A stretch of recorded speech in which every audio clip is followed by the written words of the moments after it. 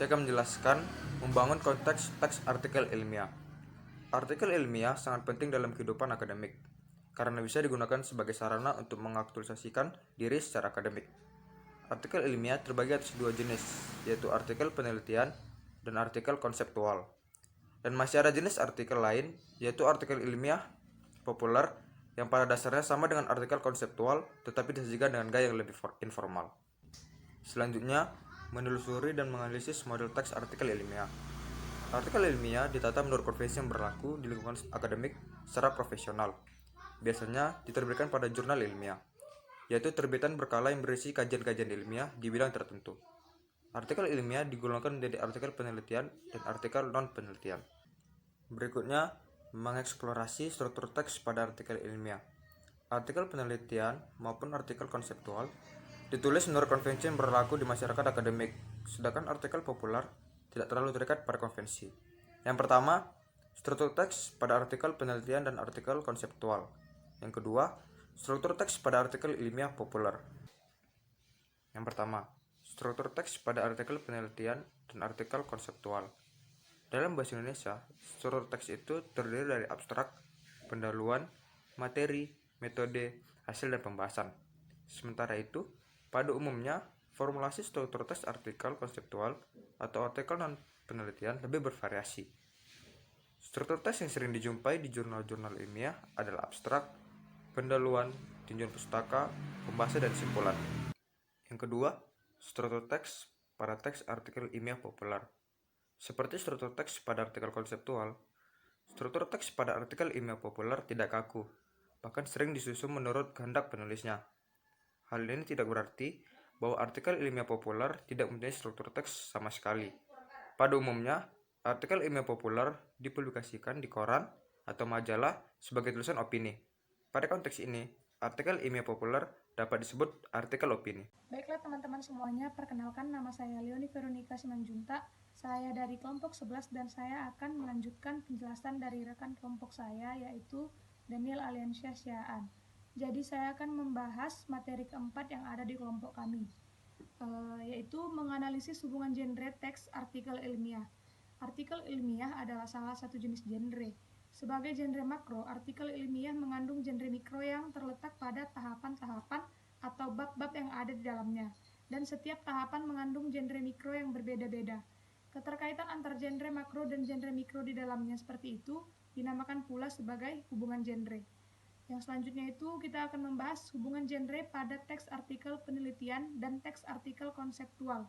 Struktur teks artikel penelitian itu dimulai dari abstrak, pendahuluan, tinjauan pustaka, metode penelitian, hasil, pembahasan, dan simpulan.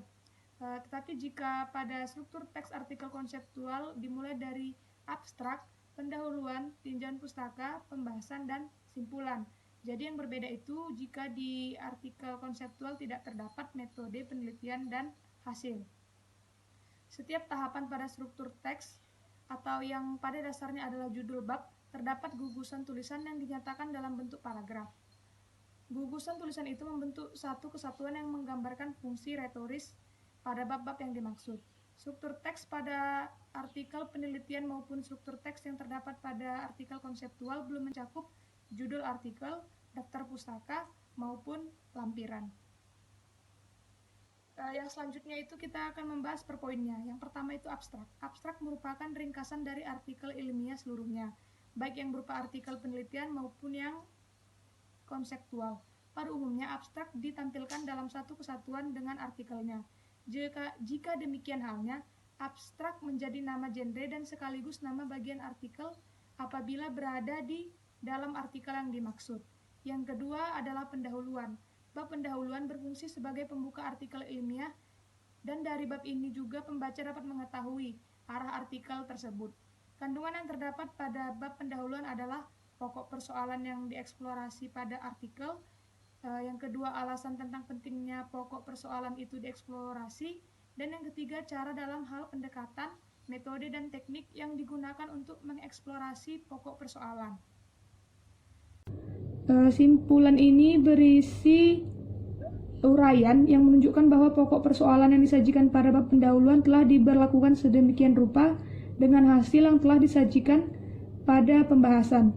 Bab ini merupakan jawaban langsung terhadap pokok persoalan yang disajikan pada bab pendahuluan. Maka genre mikro yang digunakan pun sama dengan genre mikro yang digunakan pada bab pendahuluan, yaitu eksposisi yang meliputi deskripsi. Dengan demikian, bab simpulan sejajar dengan bab pendahuluan. Dan yang selanjutnya itu judul, daftar pustaka, dan lampiran. Judul artikel menggambarkan isi keseluruhan artikel. Judul pun harus mudah dipahami dan hendaknya tidak terlalu panjang, serta disampaikan secara ringkas dan jelas. Di sisi lain, daftar pustaka merupakan bagian yang sangat penting dalam artikel ilmiah, baik artikel penelitian maupun artikel konseptual. Daftar pustaka adalah daftar yang memuat semua sumber yang kita gunakan untuk acuan dalam membuat artikel tersebut, yang biasanya kita ambil itu dari buku, artikel ilmiah atau jurnal, atau terbitan lainnya. Lampiran adalah dokumen tambahan yang ditambahkan atau dilampirkan ke dokumen utama. Selain itu, lampiran pada proposal penelitian dan laporan penelitian pada artikel ilmiah biasanya berisi data-data yang dianalisis atau instrumen yang digunakan untuk mengumpulkan data. Pembahasan yang kedua, hubungan genre pada teks artikel ilmiah populer. Pada dasarnya, artikel ilmiah populer sama dengan artikel konseptual. Akan tetapi, dalam hal formulasi bahasa, artikel ilmiah populer disajikan dengan gaya yang lebih cenderung informal, sedangkan artikel konseptual disajikan dengan gaya yang lebih formal. Ketidakformalan bahasa pada artikel ilmiah populer ditandai oleh penggunaan ragam bahasa sehari-hari dan sedikit menggunakan bahasa istilah asing atau teknis. Biasanya ragam bahasa yang demikian itu akan lebih mudah diterima oleh pembaca awam. Genre yang digunakan untuk mengungkapkan seluruh artikel ilmiah populer pada umumnya adalah eksposisi atau diskusi. Dan yang menariknya dari teks artikel ilmiah populer ini, artikel ilmiah populer tidak mengandung abstrak. Yang selanjutnya, tinjauan pustaka. Tinjauan pustaka pada prinsipnya berisi dua hal. Pertama, ulasan tentang teori yang digunakan untuk memecahkan pokok persoalan yang dibahas. Yang kedua, ulasan terhadap penelitian-penelitian sejenis yang telah dilakukan oleh orang lain ataupun penulis artikel itu sendiri. Dan kadang-kadang tinjauan pustaka ini juga berisi dan dilengkapi dengan kerangka pikir.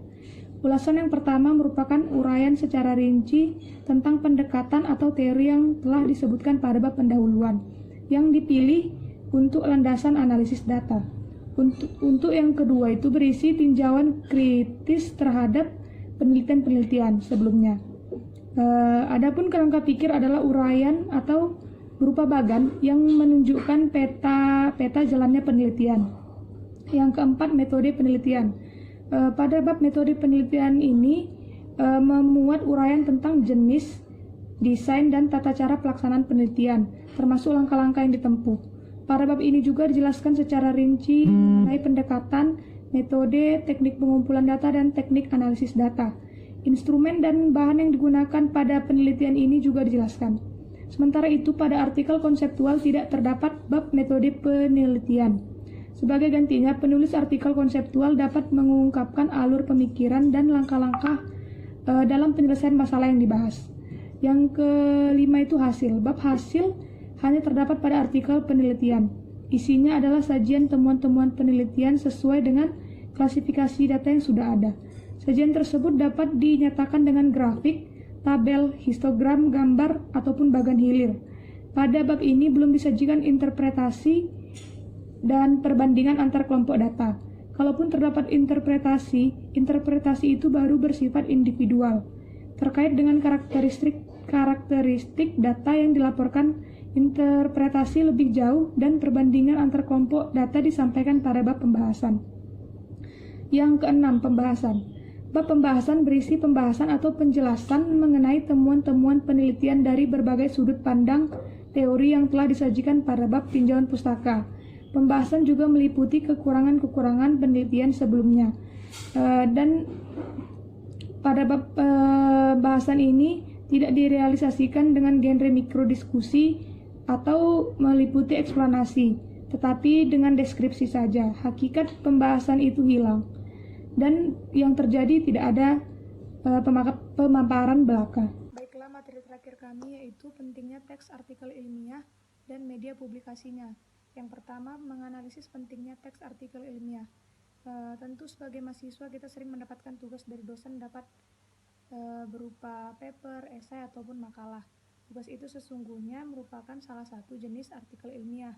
Barangkali artikel yang kita buat itu pada umumnya merupakan salah satu artikel konseptual.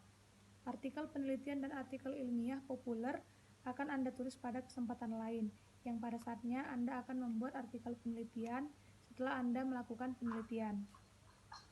Dan pada kesempatan lain Anda juga akan menulis artikel ilmiah populer apabila Anda mengungkapkan gagasan dengan cara yang lebih informal melalui koran, majalah, ataupun media sosial lainnya. Dengan mengetahui tata cara menulis artikel, dua keuntungan yang akan Anda dapat sekaligus, yaitu lebih mudah membaca artikel ilmiah dan dapat menulisnya dengan struktur teks dan pilihan bahasa yang tepat. Keuntungan itu akan menjadi luas apabila membaca materi lain seperti skripsi, tesis, dan disertai dengan yang lainnya. Jadi yang selanjutnya itu menganalisis media publikasi teks artikel ilmiah. Artikel ilmiah dalam ketiga jenis itu dapat diterbitkan di berbagai forum dan media. Selain dipublikasikan di jurnal-jurnal ilmiah, artikel ilmiah, baik yang merupakan artikel penelitian maupun yang konseptual, dapat disajikan di forum seminar, konferensi, dan lokakarya, yang pada umumnya dilaksanakan dan dilakukan secara berkala ataupun periodik. Brosur tentang forum itu diedarkan secara luas dan bahkan ditayangkan di media maya. Brosur seperti itu berfungsi sebagai undangan atau juga bisa disebut calls of paper untuk mempresentasikan artikel ilmiah. Di pihak lain, artikel ilmiah populer tidak lazim dipublikasikan di jurnal-jurnal ilmiah atau dipresentasikan di forum-forum yang ada di atas yang saya jelaskan sebelumnya.